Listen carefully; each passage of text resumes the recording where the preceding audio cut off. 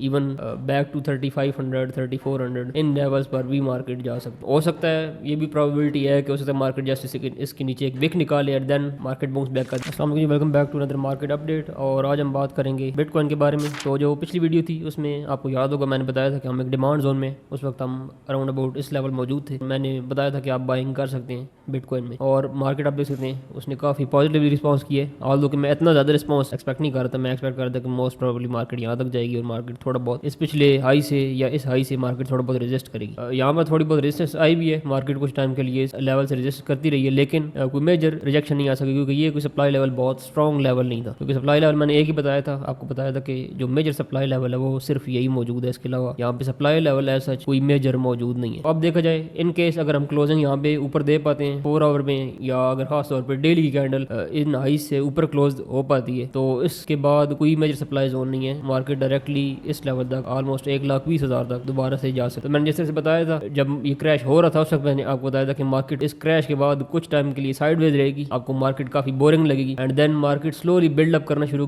करेगी और फिर एग्जैक्टली मार्केट ने जो इनिशियल ट्रेंड है उसकी डायरेक्शन में कंटिन्यू कर जाएगी। और यहाँ पे आप एग्जैक्टली देख सकते हैं कि वो सारा फिनोमेना यहाँ पे हुआ है कि मार्केट पहले नीचे आई है, उसने इन लो को टेक आउट किया, जैसे मैंने बताया था कि यहाँ पे इन लोज को मार्केट एक मरतबा रीटेस्ट करेगी। मार्केट ने रीटेस्ट किया है, मार्केट साइडवेज गई है, कुछ टाइम के लिए मार्केट इसी तरह से बोरिंग रही है जिस तरह से मैंने बताया था, एंड देन अब मार्केट अपने डायरेक्शन में कंटिन्यू कर रही है। अब मेन चीज है कि हम इस हाई से ऊपर क्लोजिंग कर पाए। अगर ये हो पाता है तो मार्केट दोबारा से इन हाई के करीब और इस जो आपको सप्लाई जोन नजर आ रहा है यहाँ तक दोबारा मार्केट इजीली जा। तो बिटकॉइन में तो ओवरऑल देखा जाए तो मार्केट बेहतर हो रही है। ऑल्ट कॉइन्स में भी इवन, हालांकि मैं ज्यादा कोई ऑल्ट कॉइन्स में मूवमेंट एक्सपेक्ट नहीं कर रहा था, मैंने आपको पिछली वीडियो में बताया था, और बहुत ज्यादा खैर मूव हुई भी नहीं है, लेकिन ऑल्ट कॉइन्स ने भी काफी पॉजिटिवली अब कुछ किसी हद तक रिस्पॉन्स दिया है। खास तौर पर एथेरियम में आप देख सकते हैं, एथेरियम में इसी तरह के एक सप्लाई जोन पर ऑलरेडी मौजूद है। ये पिछला सप्लाई जोन था जो मैंने पिछली वीडियो में बताया था और उसके भी हम करीब मौजूद। तो यहाँ पे अगर हम एथेरियम में भी इससे ऊपर क्लोज दे पाते हैं तो जो नेक्स्ट सप्लाई जोन है वो पिछला हाई है, और ये आप देख सकते हैं ये ऑलमोस्ट ऑल टाइम हाई के करीब है। हम दोबारा से इसी लेवल पर आ जाएंगे। तो मोर ओवर देखा जाए तो मार्केट ऑल्ट कॉइन्स में भी और बिटकॉइन में भी वहीं पर आ चुकी है जहाँ से क्रैश शुरू हुआ। तो मार्केट मोस्टली जो कॉइन्स है वो सारे रिकवर कर चुके हैं, उसी लेवल पर दोबारा आ। अगेन नुकसान उन्हीं लोगों को हुआ है जिन्होंने बहुत ज्यादा फ्यूचर्स में हाई लेवरेजेस लिए हुए थे और जिनकी प्रॉपर रिस्क मैनेजमेंट नहीं थी। विदाउट एनी रिस्क मैनेजमेंट जिन लोगों ने भी बहुत ज्यादा बड़े लेवरेजेस लिए हुए थे, नुकसान सिर्फ उनको हुआ। स्पॉट में थे या इवन फ्यूचर्स में भी जो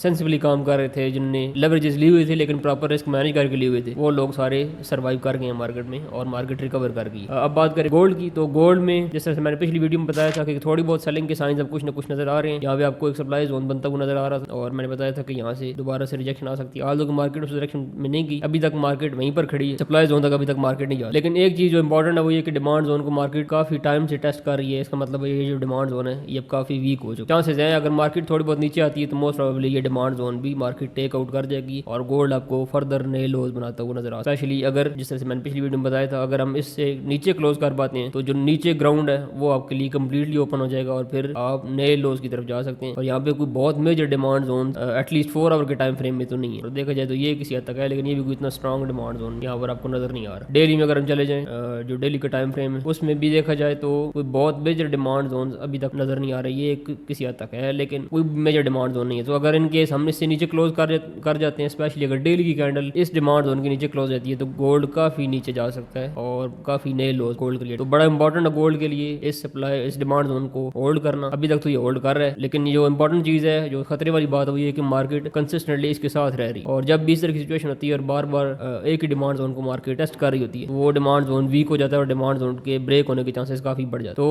तो हो सकता है ये भी प्रोबेबिलिटी है कि हो सकता है मार्केट जैसे इसके नीचे एक विक निकाले और देन मार्केट बाउंस बैक कर दे, क्योंकि ओवरऑल ट्रेंड अभी देखें तो शिफ्ट नहीं हुआ, ट्रेंड अभी भी अपवर्ड ही है। तो ये जो लो है ये काफी इंपॉर्टेंट है। अगर ये शिफ्ट होता है तो गोल्ड के लिए काफी खतरे की घंटी हो सकती है, गोल्ड काफी नीचे जा सकता है। इवन बैक टू 3500 3400 इन लेवल्स पर भी मार्केट जा सकती है। यानी ये जो पिछला हाई था ये वाला को दोबारा से मार्केट टेस्ट करने के लिए आ सकती है, बट उसके लिए जरूरी है कि एटलीस्ट हम इससे नीचे क्लोज करेंगे। फर्स्ट रूल, अगर ये नहीं होता, मार्केट जस्ट विक निकाल के ऊपर चली जाती है या यहाँ पे मार्केट नया डिमांड जोन क्रिएट कर जाती है, तो फिर डायरेक्शन में कंटिन्यूएशन हो जाएगी और फिर नेक्स्ट टारगेट जो हमारा ये वाला फ्लाई लेवल हो। तो ये ओवरऑल अपडेट थी गोल्ड की। इसके अलावा इस वीक में जो इंपॉर्टेंट न्यूज है वो FOMC की मीटिंग है और उसमें भी क्योंकि हम रेट कट्स एक्सपेक्ट कर रहे थे, पिछली वीडियो मैंने बताया था, अभी भी चांसेस हैं और यहाँ पर आपको फोरकास्ट में भी नजर आ रहा है कि 4.25% पिछली मरतबा थे, इस मरतबा चांसेस है कि 0.25% की मजीद एक रेट कट होगी। अगर इनकेस रेट कट होती है तो अगेन में गोल्ड को भी फायदा है, बिटकॉइन को भी फायदा, ओवरऑल सारी मार्केट का यहाँ पे फायदा हो सकता है और मार्केट यहाँ पे बुलिश मूव दिखा। इस वजह से मैं कह रहा हूँ कि अगर कुछ थोड़ी बहुत चांसेस हैं गोल्ड के हायर मूव करने के, तो सिर्फ उस एक